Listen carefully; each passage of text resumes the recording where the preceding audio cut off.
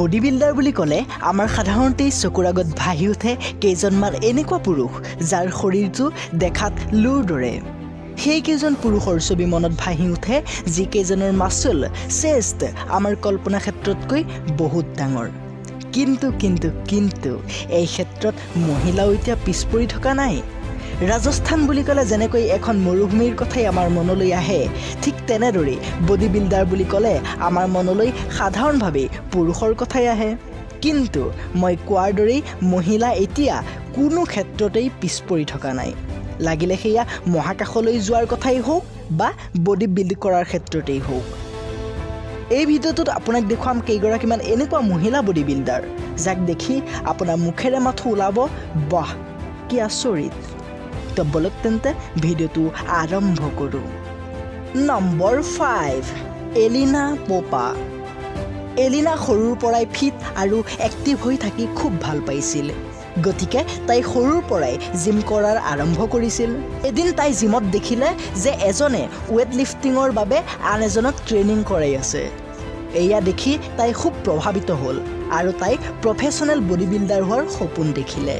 তাৰ পিছৰ পৰাই তাই নিজৰ বডি এনেদৰে বিল্ড কৰাৰ আৰম্ভ কৰিলে যে 19 বছৰ বয়সৰ পৰাই বহুত বডি বিল্ডিং কম্পিটিশ্যনত ভাগ ল'লে আৰু প্ৰায়বোৰ প্ৰতিযোগিতাতে তাই টপ ৰেংক পাবলৈ সক্ষম হ'ল ইয়াৰ উপৰি তাই বহুতবাৰ IFBB মিছ অলিম্পিয়া আৰু IFBB মিছ ইণ্টাৰনেশ্যনেলৰ দৰে বহুত ডাঙৰ খিতাপো নিজৰ নাম কৰিছে আপুনিও বডিৰ ক্ষেত্ৰত কি ক'ব আপোনাৰ নিজৰ বডিটোৰ ফালে এবাৰ চাওক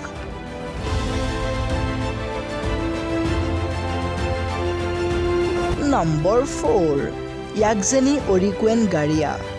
2005 চনৰ মিছ অলিম্পিয়ান চেম্পিয়ন গাৰিয়াৰ বডিটোৰ লগত সঁচাকৈ আমাৰ বডিয়ে কোনো পাত্ৰাই নাপায়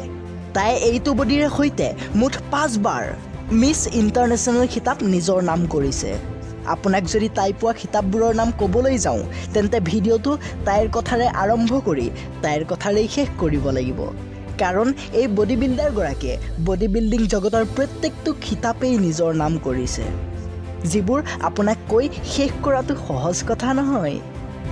এওঁ সেইসকল বিখ্যাত মহিলা বডি বিল্ডাৰৰ ভিতৰত পৰে যাক বহুতে নিজৰ অনুপ্ৰেৰণা হিচাপে লৈ অনুসৰণ কৰে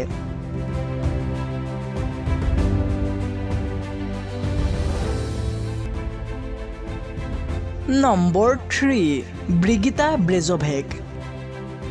এওঁ প্ৰফেশ্যনেল বডি বিল্ডাৰ হোৱাৰ এটা কাহিনী আছে তাই যেতিয়া 14 বছৰ বয়সৰ আছিল তেতিয়া তাইৰ বয়ফ্ৰেণ্ডৰ ঘৰত থকা জিমটোত সেই সময়ৰ ক্লাছিক বডি বিল্ডাৰগৰাকীৰ ফটো দেখিছিল যাক দেখাৰ পিছতে তাইৰো বডি বিল্ডিং জগতলৈ যোৱাৰ ইচ্ছা জাগিল 2001 চনত 22 বছৰ বয়সত তাই বডি বিল্ডিং জগতত প্ৰথম খোজ পেলালে আৰু 2010 চনত মিছ অলিম্পিয়া প্ৰতিযোগিতাত ভাগ ল'লে য'ত তাই 10 নম্বৰ স্থান পাইছিল তেতিয়াৰ পৰা একেলগে 2 বছৰ ধৰি এই প্ৰতিযোগিতাত ভাগ ল'লে আৰু প্ৰত্যেকবাৰে টপ 5ৰ ভিতৰত আহিছিল কিন্তু 2013 চনত অৱশেষত তাই মিছ অলিম্পিয়া খিতাপ নিজৰ নামত কৰিয়ে ল'লে আৰু তাৰ পিছৰে পৰা বডি বিল্ডিং জগতৰ পৰা তাই সন্ন্যাস ল'লে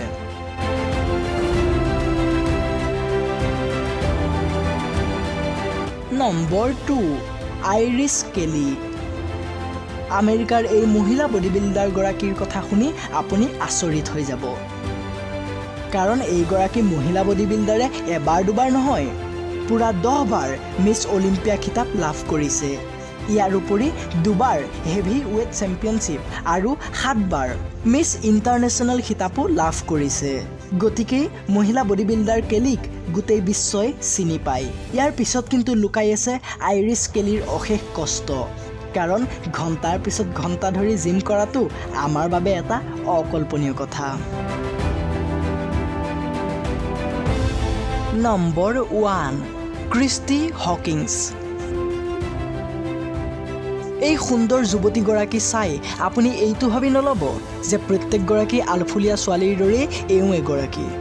কাৰণ এওঁ এগৰাকী বডি বিল্ডাৰৰ লগে লগে এগৰাকী কেমিকেল ইঞ্জিনিয়াৰো ক্ৰিষ্টিনাই 15 বছৰ বয়সৰ পৰাই জিম কৰিছিল কাৰণ তাই তেতিয়া আছিল বহুত শকত কিন্তু ওজন কমাবলৈ জিম যোৱা ক্ৰিষ্টিনাৰ এইটো কেতিয়া চখলৈ ৰূপান্তৰিত হ'ল তাই গমেই নেপালে গতিকে তাই বডি বিল্ডিং প্ৰফেশ্যনেলি কৰাৰ সিদ্ধান্ত ল'লে 2008 চনত এওঁ মিছ ইণ্টাৰনেশ্যনেল প্ৰতিযোগিতাত অংশগ্ৰহণ কৰিলে য'ত তাই 14 নম্বৰ স্থান দখল কৰিলে 2009 চনত তাই মিছ অলিম্পিয়া প্ৰতিযোগিতাত অংশগ্ৰহণ কৰিলে য'ত তাই 7ম স্থানত থাকিল তাই এই প্ৰতিযোগিতাত জয়ী হ'ব নোৱাৰিলে কাৰণ তাই বডি বিল্ডিঙক যিমান ভাল পাইছিল ঠিক সিমানেই ইঞ্জিনিয়াৰ প্ৰফেশ্যনটোকো পাইছিল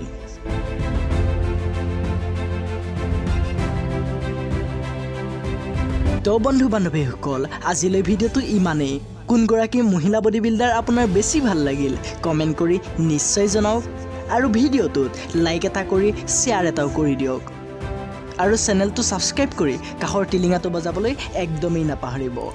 কাৰণ যি আছে সকলো এই চেনেলতেই আছে আৰু ক'তো নাই and thank you so much for watching this video guys